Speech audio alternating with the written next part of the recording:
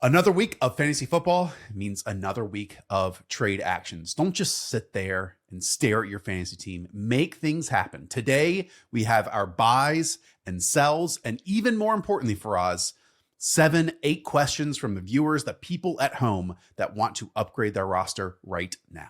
I'm trying to do my best, man. You know, it's really hard. It's really hard when you got guys on bye, when you have injuries.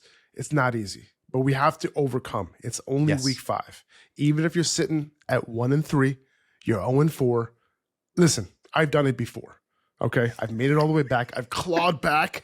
To the playoffs. You could do it. There's a long season. You can absolutely do it. And 100%. It's not going to happen if you don't send these freaking trade offers. You have to pull out feelers out there. So today, again, we're going to guide you through that and definitely specifically target certain players that we're going to bring up today.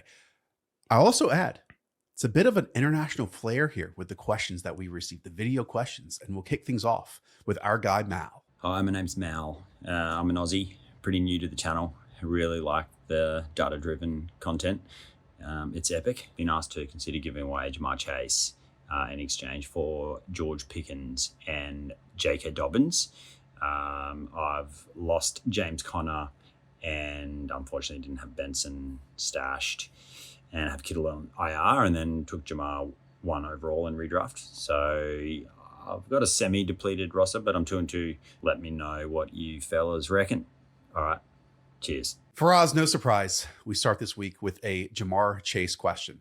How should Mal step forward? I'm so doing this deal, man. I'm so doing this deal. I have no idea if J.K. Dobbins is going to stay healthy for an entire year. Like, we haven't seen that in a while now. But, you know, and I am a huge fan of R.J. Harvey. But Dobbins is playing really well. And even if Sean Payton seemed like, you know, on Monday night, giving him more work, but Dobbins playing really well still. Broncos offensive line, one of the best in the NFL. So I think he's a very, very solid RB2 right now, and he's going to continue to be. So, you know, if you're in need of a running back, I think this move satisfies that. I love George Pickens coming into the year. I loved him with CeeDee Lamb on the field. And you can get some games without him. As the number 1 wide receiver. We saw how that worked out, you know, with a wide receiver 6 finish. Now, I will say, I do think Ja'Marr Chase and the Bengals passing offense specifically, had 2 tough matchups over the last 2 weeks, right? You're going into Minnesota. Brian Flores does not mess around, right? There was no way that passing game without Jarbo was going to be successful against him. And then going into Denver, right? Not easy. You know, Pats are 10 on top of that. So you look at this week against Terry and Arnold, this could be an opportunity, right? Quarterbacks are straight up picking on him. No corner is being targeted more per route run when lined up against him. And only one corner is allowing more fantasy points per route run when lined up against them. So am I saying there's a chance with Ja'Marr Chase this week? I am, but it's going to be really tough to view Chase as anything more than a wide receiver 2 rest of season, you know, if the quarterback situation does not change. It's like everyone's hoping for Jameis, right? But like, is that really going to happen? You know, I really don't know. So I would not bet that quarterback situation will change. I would trade Ja'Marr Chase straight up for George Pickens. To me, he's a better asset moving forward. Right now, we get him as the primary pass catcher on the Dallas Cowboys. Even when CeeDee Lamb comes back, I am not changing my stance on George Pickens. Like, we have this 1 game sample in mind, and that was against the Philadelphia Eagles in week 1. And, you know, the coverage that they play facing Quinyon Mitchell on the vast majority of snaps and Vic Fangio not allowing downfield routes. Well, guess what? That's going to be easier moving forward with how Dak Prescott is playing at such a high level that even with CeeDee Lamb involved coming off of a high ankle sprain, I think George Pickens is viewed as a top 15, top 18 wide receiver the rest of the season.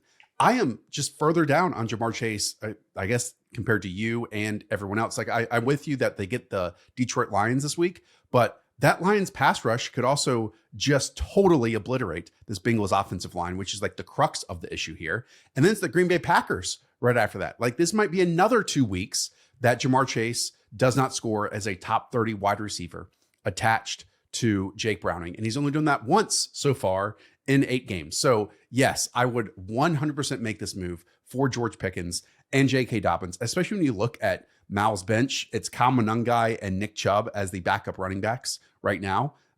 And Tony Pollard as a starter at this moment, even if you want to put Rachaad White there, then it's Tony Pollard in the flex. Pollard to me is already seen his best stretch of the season, which sucks. He's only running back 29, but he's going to see, 94% of backfield touches drop to about 64% now that Tajay Spears is active. So I am pro Pickens and J.K. Dobbins over Jamar Chase here. Now, another part of the globe. This is a legend. This is Oscar. What's up, gentlemen? I got one trade coming in and potentially one trade going out. So the trade that's coming in for me is that a guy in my league wants to give up Javonte Williams for Ted McMillan. Is that something you would do as a one-for-one at this moment?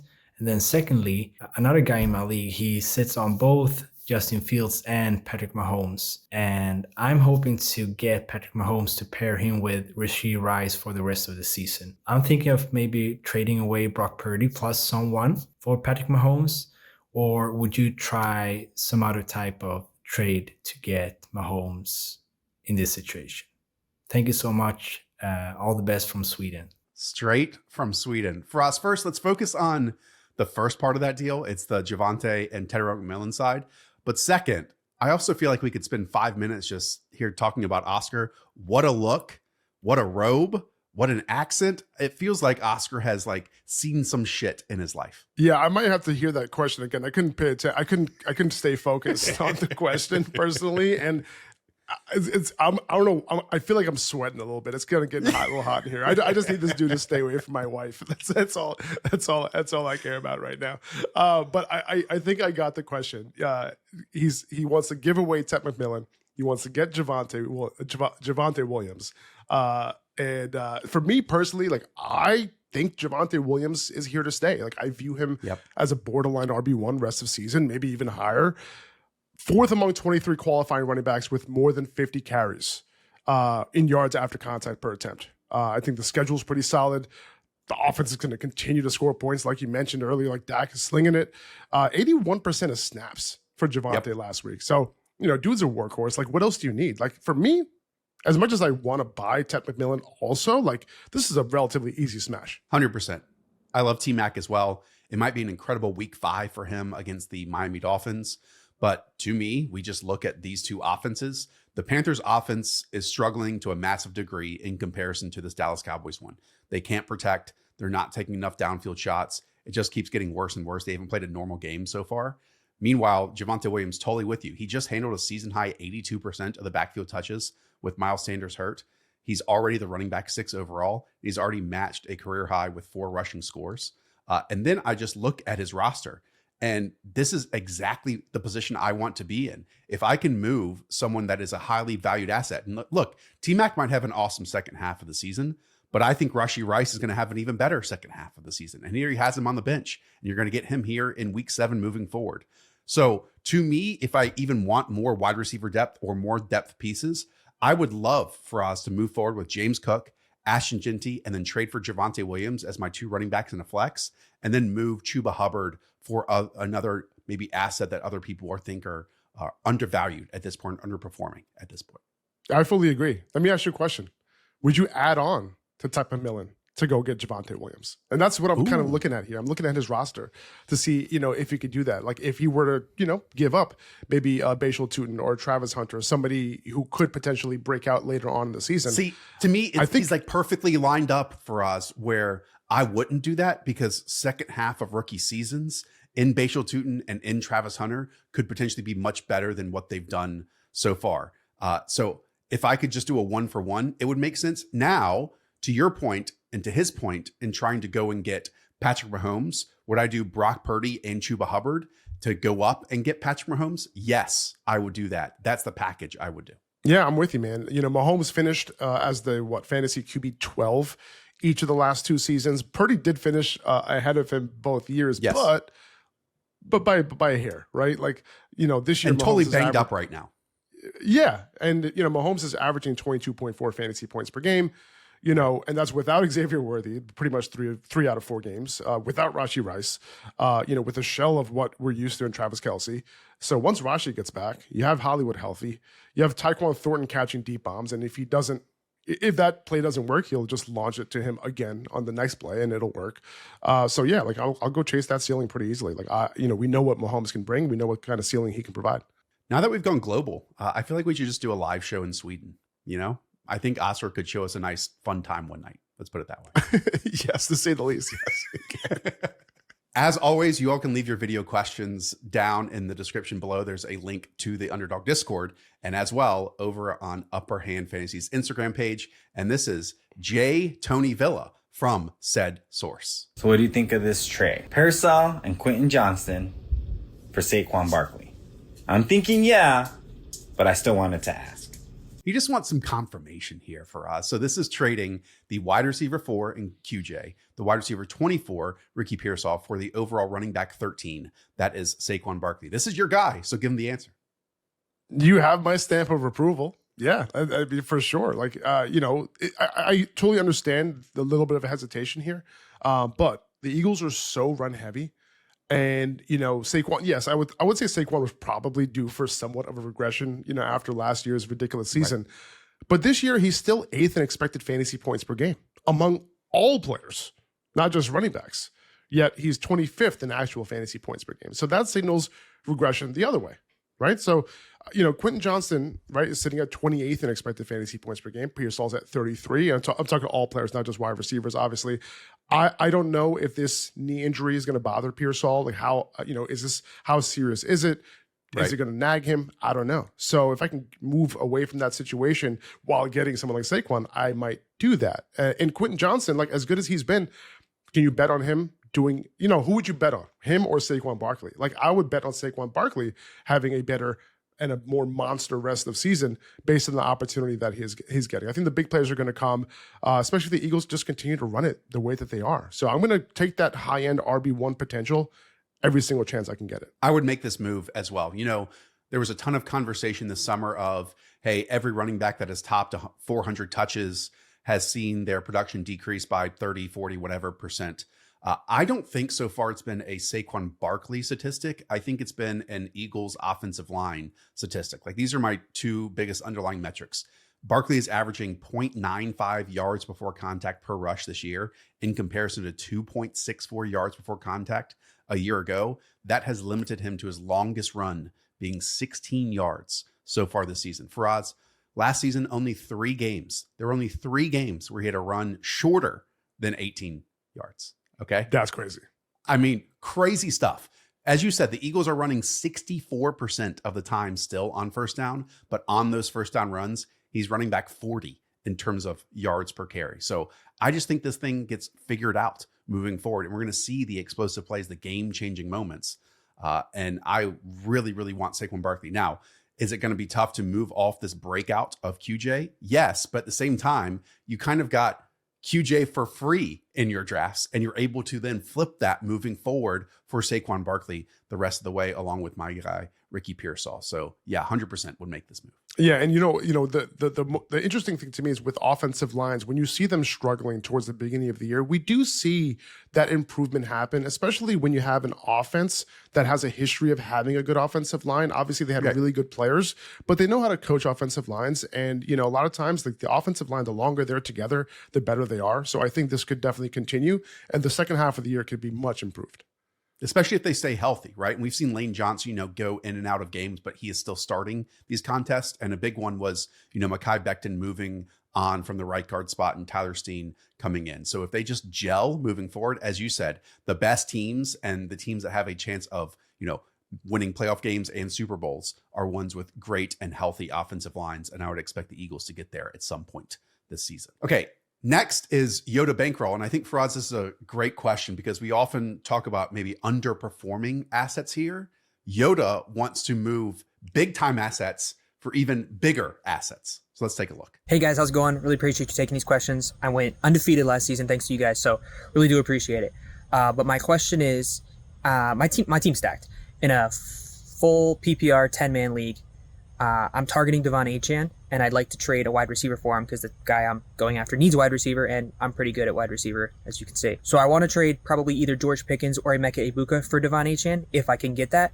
If not, I could do Jamar Chase, but I'd like to hold him. But if I can get the guy to bite because he needs wide receivers for Pickens or Egbuka, which one do you prefer losing in that deal? Pickens or Egbuka? So I guess which one do you think will be better for the rest of the season? Appreciate you guys. Have a good one. We're basically defining Yoda's rest of season here. So Pickens, I believe, is the wide receiver 5 overall at this point. Emeka Egbuka is the wide receiver 7 at this point. And we know Devon Achane is the running back 8 overall right now. What is your verdict for us? I would trade either of these guys for Achane. I would trade any of the wide receivers that he mentioned for Achane, personally. I'd say that off the bat. I consider this a win either way. But if I had to choose one, I think I would prefer to send Egbuka. And as much as I love him, he's going to have to contend with Mike Evans when he's back, who, he accounted for 29% target share in the 3 games that he was healthy for, even in the game that he went down. Chris Godwin, there was 0 ramp up for Chris Godwin last week. Right. And it showed. He immediately earned the same number of targets as Egbuka, 26% each. And I think when CD is back on the Pickens side, the way these two can play off of each other, and now with the rapport, that's part of the reason why I loved Pickens coming in, because I just loved the combination of CD and Pickens. I think they can play off of each other really well. And now with the rapport that it seems like Pickens has with Dak at this point, I rather continue to roll with him if possible. I'm not overly worried with CD coming back. I think the target share will go down a little bit for Pickens, but I'm not overly worried about it. So just reading off his roster, quarterback is Jalen Hurts. Running backs are Jonathan Taylor. He did pick up Trey Benson, or had him, and that's not going to work out here for the next 4 weeks. So he definitely needs a running back. And then at wide receiver, it's Pickens, it's Egbuka, it's Jamar Chase, and Brian Thomas. I'm not sure if you mentioned it, but he said he wanted to hang on to Jamar Chase moving forward. Yoda, deal Jamar Chase for Devon Achane. Keep George Pickens and Emeka Egbuka. This is turning into, and it really can come back to bite me because we know Jamar Chase is an absolute alien at playing football. I'm a pro Jamar Chase trade, candidate at this point. Like I want to move him for these amazing pieces. I understand you took him at the 1-on-1 and you kept him from last year, whatever it is. But what we have at this moment is one of the worst offenses in the NFL, which I do not see improving unless they make a quarterback move. And that's kind of just wish casting. It's not, Jake Browning just has to play better. The offensive line is absolute garbage, and it's also impacting, Chase Brown on top of it. Again, we just saw Jamar Chase see 36% of the team targets. You can hang your hat on that, target percentage if you want to, but it still was not a top 30 overall week. Again, I would rather have Egbuka and Pickens the rest of the season and Brian Thomas Jr. than Jamar Chase. And I would just love to flip Chase at this point for Devon Achane moving forward. And your roster, you're already stacked. It would be even better at that point. I agree, because if you trade one of George Pickens or Egbuka, you're like, oh, wait, I got Jamar Chase underperforming. I got Brian Thomas Jr. underperforming, so that's not ideal, right? I look back at last game and I'm like, I cannot believe Chase Brown had more fantasy points than both Jamar Chase and T. Higgins. It was just it's absolutely brutal, man. So I get it. I totally get that. Instead of depending on both Jamar Chase and Brian Thomas Jr. to bounce back, maybe just GL one of them and then hope for the other one to bounce back. And I prefer to have Brian Thomas Jr. You always hear about summer being the best grilling season. No, I'm here to tell you it's fall. It's like that crisp 60 degrees when you get off of work, feeling just that simmer of heat from the flames from your grill. And the best place to help you with that is Omaha Steaks. Yes, Omaha Steaks offers unrivaled quality and variety, and every bite is backed by their 100% guarantee. And it's also the perfect time to stock up with exceptional handcrafted flavor and convenience of Omaha Steaks, that they come straight to your door and you can put them directly in your freezer when you don't have time to go to the grocery store or pick up new items on your way home. So get fired up for fall grilling with Omaha Steaks. Visit omahasteaks.com for 50% off site-wide during their Red Hot sale event. And for an extra $35 off, use promo code THESHOW at checkout. That's 50% off at omahasteaks.com and an extra $35 off with promo code THESHOW at checkout. See site for details. Okay, over to Joseph Camperman. Hey, Faraz, it's Joseph. Love your show. I'm in a league where I have Terry McLaurin, A.J. Brown, Rashee Rice, and Josh Downs. Running backs are Chase Brown, DeAndre Swift, Bucky Irving, tight ends, Hunter Henry, Juwan Johnson. My issue is the gentleman, I'm 0-4. I'm sucking. And I'm being offered Brock Bowers and Jalen Waddle or Brock Bowers and Jamar Chase for Rashee Rice and Bucky Irving. And I just can't, it's hard for me to part with Rashee Rice, but I'm 0-4.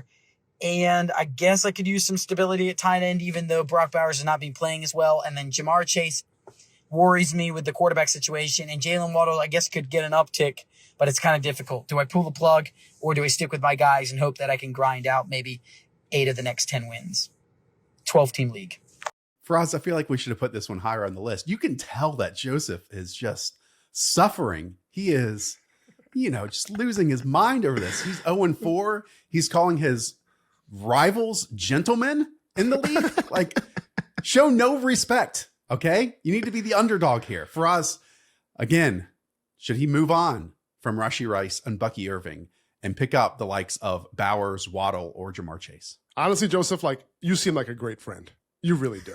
You're calling your league mates gentlemen. First of all, gentlemen. Like, that's amazing. Second of all, you are so self-aware that you're sucking and you know it, and you need to make improvements. So first of all, kudos to you. Okay. Yeah.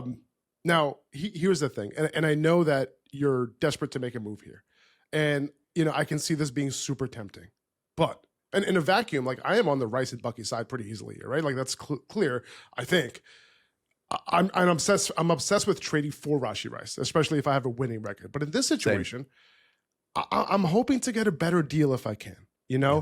How much does Bowers help you this week? With a replacement. When you're comparing him to a replacement level tight end, if his knee still isn't right, Waddle, can definitely help you for sure. But I think I would try and get more.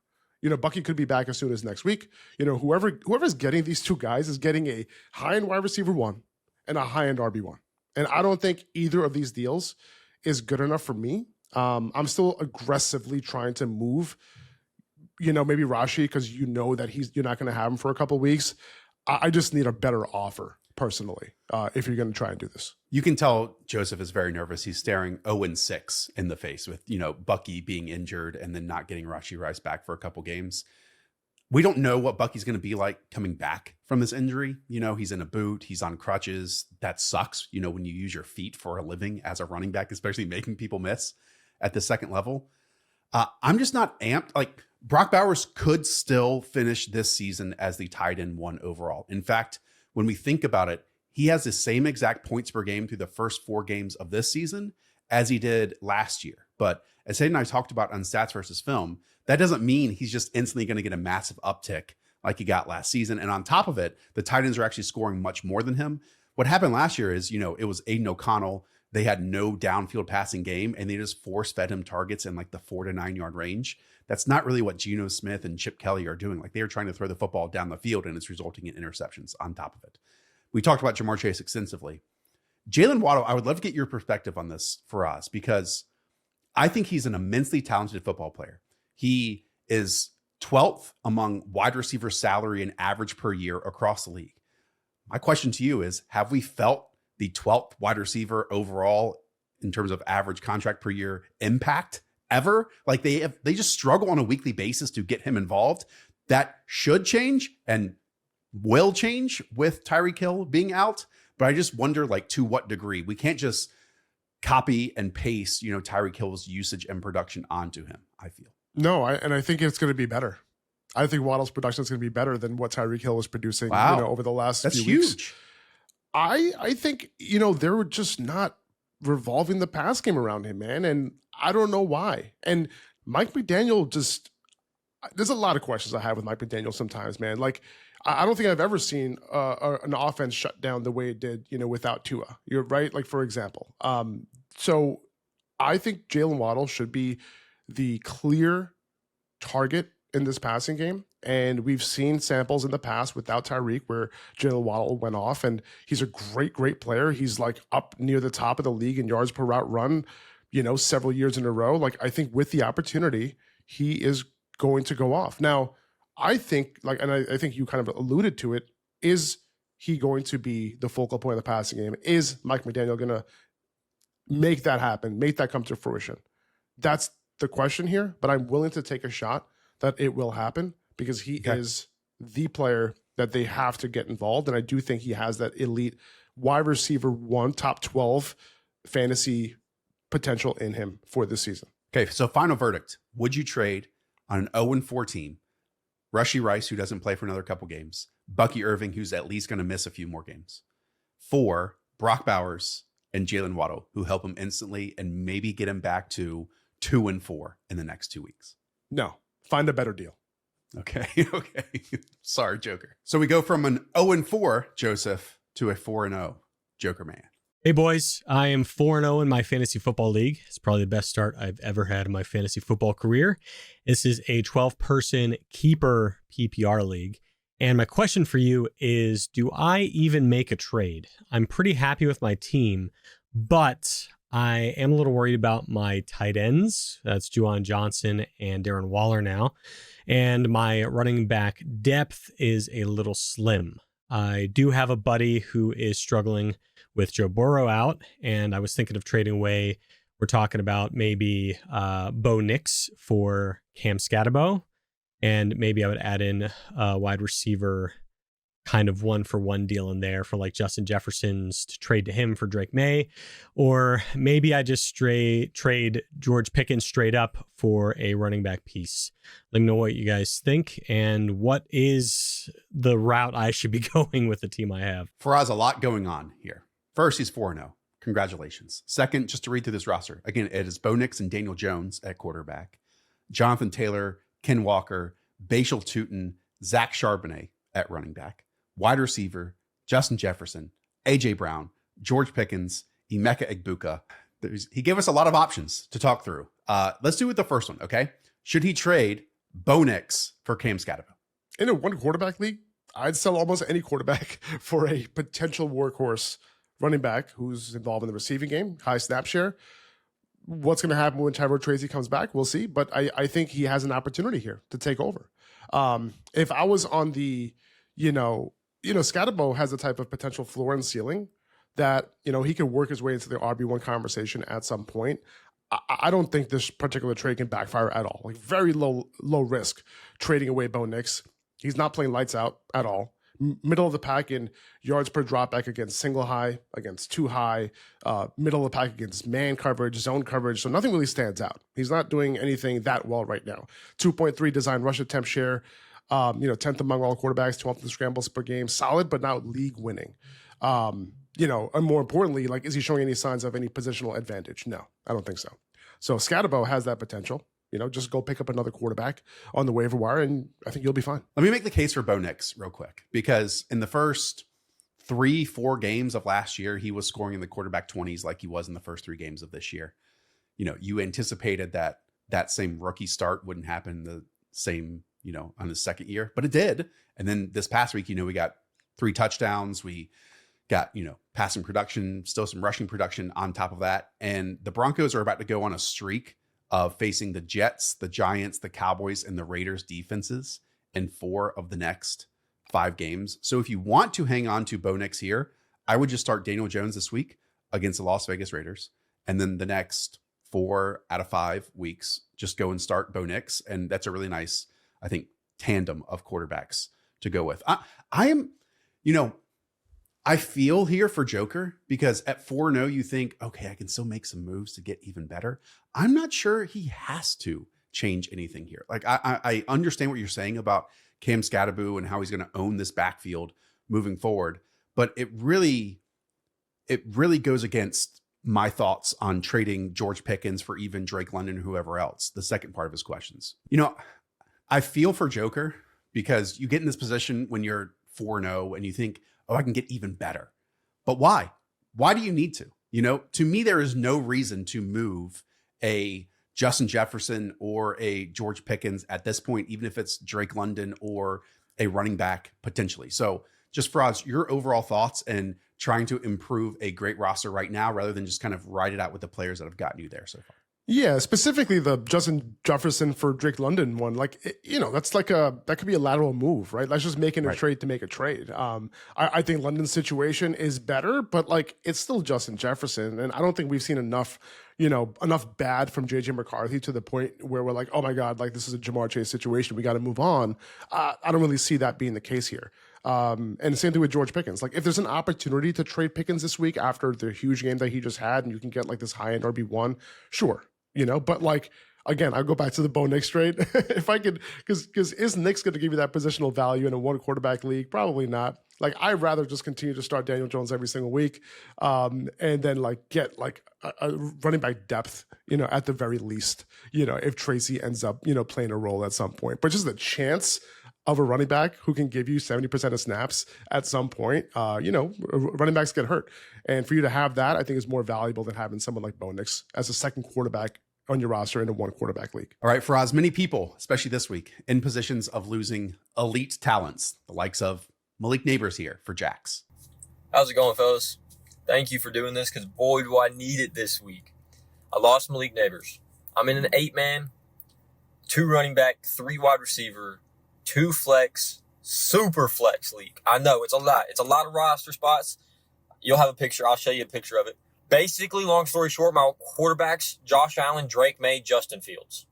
I lost Malik Neighbors. I have an offer for Drake Maye, Garrett Wilson 1-for-1. I get Garrett Wilson, I give Drake Maye, and I rock with the jet stack from hell, baby. Justin Fields and Garrett Wilson as my QB2/flex because my wide receivers are still London, Egbuka, and George Pickens. But my flex is awful. Like right now, with Drake London and Jacobs being on a bye, I'm starting Henderson and Harold Fannin. Because I can't drop Harold Fannin. I dropped 25% of my fab on him. I'm in a pickle, boys. I'm in a pickle. I tried to trade Josh Allen. Nobody wants to pay Josh Allen prices. You know what I mean? So I can't blame him. But what do I do, boys? Thank you again. I can say this for us because I'm Southern. He's in a pickle for us. So his roster is loaded, though. Obviously, it's an 8-team, so it should be. But he mentioned having to start, Trevin Henderson, and actually now it's Rashad White. He must have picked him up. It's because some great players are on bye weeks for him. Like he has Josh Jacobs on a bye. He has Drake London on a bye. So it's going to be an amazing roster once those, players come back off a bye and you have other ones. It's, again, mixing and matching at this point. Overall, for us, just your thought on a super flex roster having 3 top 12 quarterbacks in Josh Allen, Justin Fields, and Drake Maye. Even before any of them hit bye weeks, would you be looking to move one of them for a top scoring wide receiver right now in Garrett Wilson? I would. Especially only if I have 3 quarterbacks who are potentially in the top 12 rest of season. Now, if I have one, like a Michael Penix, who's iffy every single week, and you're like, oh man, I don't know what I'm going to get, then I wouldn't, right? I would keep those 2 starting quarterbacks that I have, and then keep Michael Penix on my bench. But in this situation, you have a plethora of value that's sitting there, going to be on your bench every single week, and you're going to have to make a very, very, very tough decision every single week. The fact that he called this Justin Fields and Garrett Wilson stack, the stack from hell, is absolutely amazing. I absolutely love that, and I'm gonna steal it and I'm gonna use it all year long. So I appreciate that. But generally, I think I'd rather have Drake Maye overall. Like if we're comparing him to Garrett Wilson in a super flex 1-to-1 in a vacuum. But in this particular situation, I would look to move the quarterback. But then I would also try in these types of situations when I'm trading a quarterback away for a skill position player, I want to get back a QB3, right? I want to get back somebody that I could throw on my bench just in case, because I always want to roster 3 quarterbacks in a super flex league. Right. Even if it's like Spencer Rattler, I would be fine as a quarterback 3 just in case something happens to a starter. Yeah, I would rank your quarterbacks, Josh Allen, then Drake Maye, then Justin Fields. It does irk me because I actually like to watch, the players that I have in fantasy football in game. Justin Fields is very much like a no, yes type fantasy asset where, so much wrong can happen. And then on 4th down, he has one of the most ridiculous 60-yard touchdown runs that you will see. and that still equals the same amount of points as if it was a, perfectly diagrammed, diagnosed quarterback scramble on top of it. So, all right. Those are all the video questions we have. We actually have a text question here from Nessquick09. Faraz, again, underperforming AJ Brown. Would you trade him straight up for Breece Hall or Brian Thomas Jr.? I don't want to deal with AJ Brown's situation all year long. Best case scenario to me is just boom bust. Maybe more bust than boom, right? It's going to be continue. 3, 2, 1. It's going to continue to be frustrating. I would take either guy.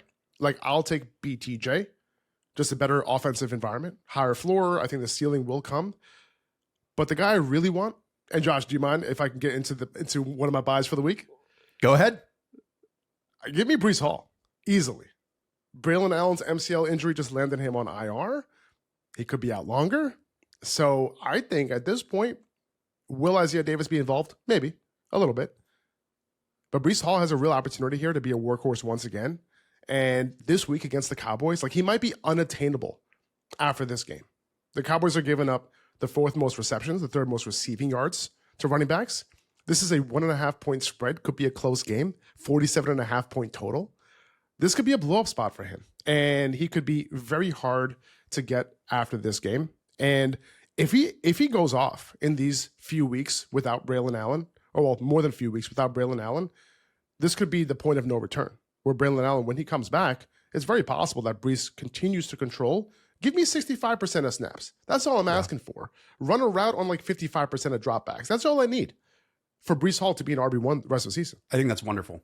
Breece Hall, as I put it, let's say Kirby absorbed everything that Braylon Allen was going to do inside of the 10-yard line. I mean, he was getting out-touched 4-1 in that area of the field. And just getting that, look, we don't need all the high-value touches. We just need some of them. And if Isaiah Davis still plays passing downs, that's totally fine. That goes from, a 40% Breece Hall up to a 65% Breece Hall. And look, he got banged up last week. Didn't think he, showed exactly the type of explosiveness he showed in week 1, but we know that that's what they want to do. This was a high success rate team. They perfectly fit the identity that they wanted to run. And instead of, Braylon Allen getting that carry inside the 5-yard line and fumbling, now it's Breece Hall most likely going to get that moving forward. Okay, since you opened Pandora's box, who are your other buys of the week here? I mentioned him earlier, Jalen Waddle, and I want to buy him before any blow-up game happens, right? Now, Carolina has been relatively tough against wide receivers, but I do think if they revolve the passing game around him, which they should, is there a world where Mike McDaniel comes in and says, you know what? We're going to revolve our game around Darren Waller. That's what we're going to do. And it's okay. I wouldn't be surprised. Malik Washington. Let's give him 3 underrounds in this game. But I do believe that Jalen Waddle is the type of talent who can absorb a wide receiver 1 type of workload and come through big time. If Tua is healthy and Jalen Waddle is the number 1 wide receiver, I do think that top 12 is in his range of outcomes. And right now is a great time to buy him. I think people are assuming that he's going to be the clear number 1 wide receiver there. But to what extent, right? And if you believe that top 12 is in his range of outcomes, that might be a little bit bullish compared to a lot of people. So I'm willing to make an offer, depending on what that Jalen Waddle team needs to acquire him, especially if you lost a few guys, whether you lost Mike Evans, whether you lost Malik Neighbors, guys like that, I would go ahead and make that move. Okay, I'll do mine. As you saw earlier, Joseph, someone who was 0-4 and drafted Rashee Rice, is considering selling Rashee Rice at this point. That's exactly the type of manager in your league that you should be taking advantage of in this spot. I think you and I agree on Rashee Rice for Oz. Other ones for me, and these are kind of lower down the list of the superstar players that we've been talking about so much. Stephon Diggs, I think, is a buy. It was stunned me entering the first 3 weeks of the season how few snaps he was playing. He was almost a part-time player. They're doing a wide receiver rotation. Now, it looks like that continued in week 4 against the Panthers because he still only played about 61% of snaps. The reason being is the Patriots were way up in the 4th quarter and they only played 1 snap in the 4th quarter. He played nearly everything in the first 3 quarters. And that indicates to me that he is now a full-time wide receiver attached to Drake Maye, who's a top 5 scorer at the position right now. I think the Patriots offense is one of the more underrated across the league at this moment. And so he might be, someone's wide receiver 6, wide receiver 5 at this point. It wouldn't stun me at all if moving forward, Stephon Diggs is a top 26 scoring wide receiver over the next few weeks. Just looked awesome. And then one more. I know Bill Krosky-Merritt for us was a meme to open the season because it's a 7th rounder. Everyone got really excited what he could be. He scored touchdowns, but even since Austin Eckler's injury, he's been a 30% player. I don't know if that's going to immediately change this week if he's healthy, but I have eyeballs. When I watch the Washington Commanders, Bill Krosky-Merritt still easily looks like the best talent on that team. It's only natural to me, a 7th rounder, despite getting all of the training camp buzz and preseason hype, takes some time to get up to 50% in a backfield on a team that is a really good offense and winning football games. But once that happens, I'm not saying that Bill is immediately a top 12 scoring running back asset, but I do want to attach myself to offenses that score a lot of points, even if the quarterbacks rush for scores on top of it. And I just think the pendulum might swing in the opposite direction, where Bill Krosky-Merritt might be undervalued a bit moving forward. I'm with you. Even the underlying metrics for Bill support that. So I think moving forward, there's easily a scenario where he starts gaining more carries. It's a perfect bench stash, and you can get him for super cheap. And then Stephon Diggs, you mentioned him, 82% route participation last week. Where week 2 and week 3, 58% and 55%, 41% target share compared to 9% in week 3. And that went along with the increase in routes. So I am on board. I think both of those guys, I think, it could be that Stephon Diggs is coming off the ACL, right? So they were just ramping him up. They didn't want to put him into, what they did with, Chris Godwin didn't play, right? He wasn't on the field, right, with his injury. They chose to play Stephon Diggs. Stephon Diggs came on, but they worked him in slow, and now he might be a full go rest of the season. Love that. Okay, my sells, I kind of already outlined them. Jamar Chase, how can that one come back to bite me? Just arguably the best wide receiver in the NFL. Makes me All he so needs nervous. is like a short 5-yard reception that he takes 60 yards of the house. He can't do that, right? So again, I'm still in the camp that Jamar Chase, the biggest value might be at this moment that people in your league might have of him right now, and he's a sell to me. And then Chuba Hubbard, I'll continue that train from previous weeks. What about you? Who are your sells of the week? I think DK Metcalf, is one of my, one of my sells. Like he's not main. He had a huge reception, right? Catch and run, just absolute beast. But like, it was just kind of an outlier type of play for most receivers, right? And he's also not really getting a lion's share of the targets either. There, in Pittsburgh, that they're focused on running the ball. So DK Metcalf is not somebody who's going to give you wide receiver 1 numbers rest of the season. If you can move off of him after this big game, I would do that personally. And another guy who had a great game, Romeo Doubs, 3 touchdowns. We saw this story before. Last year, he had 2 games with 2 multi-touchdown games last year. And what did he follow that up with? Nothing too great, right? This is going to be an offense, passing offense that continues to distribute the ball in different situations, different places, and also like he's probably not the wide receiver that you want to bet on moving forward, right? It's probably going to be the rookie, who ends up having a better rest of season. It's really hard for me to bet on Romeo Doubs, someone who's been on the field a ton, running the most routes consistently for them, but not earning a high target share. It's just the story as old as time to me. My concern with the Packers is even after a first-round investment and then the Jaden Reed injury, they just keep spreading the football around to all 3 of these guys, and there's not going to be one that goes up there and takes everything. Like I thought that could be Matthew Golden. He's still kind of somewhat of a manufactured touch, some off of motion, and then just running vertical routes over and over and over again. There's not a, hey, we got to get the football in Matthew Golden's hands. And Romeo Doubs, what they did such a good job this past week is like put him on the one side of the 3x1 sets, and then just the alert throws would go to him.